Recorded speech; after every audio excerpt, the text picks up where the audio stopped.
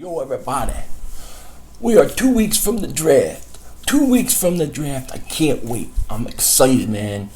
This is an important draft for the Eagles. This is a very important draft for the Eagles because of their choices in free agency, because of what they did in free agency.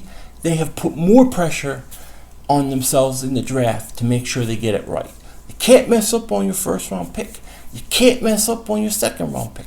These picks gotta hit because think about it. If your free agents leave at the end of the year, what are you left with? You're left with nothing. So you gotta make sure that you draft good here, okay? Now, a lot of these mock drafts, a lot of the drafts that I'm seeing, a lot of them are scaring me. What I'm seeing people are selecting for the Eagles is scary. It's bad, and if it happens, we are screwed. They will screw this team up. Howie Roseman will be out. Doug Peterson will be out, and it'll be all over. That's the truth. I hope these mock drafts are wrong. So, with that said, because I want some sanity back in these mock drafts, which I should say that most of these mock drafts, they just look at the need, and that's it. They don't really think about the strategy of the team. But I'm going to inject it into the mock drafts. I'm going to be putting out a mock draft sometime this weekend or early next week, and I'll do a few leading up into the draft. That way we can have some sanity in this mock draft because I just can't take what I'm seeing. It's ridiculous. Now, what do I want to see from the Eagles in this draft? It's very simple. The first thing I want to see is them getting the top talent at 14. Forget need, forget position, the best talent available. You need a top-notch guy. You've seen with the injury, last week to Bo Allen, that a position that's deep, that you think is deep, can change in one night. So what's a need now may not be a need next year. What you think is a secure position could be a need overnight.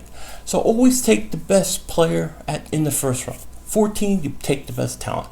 I want to see 2 running backs in this draft coming out of it.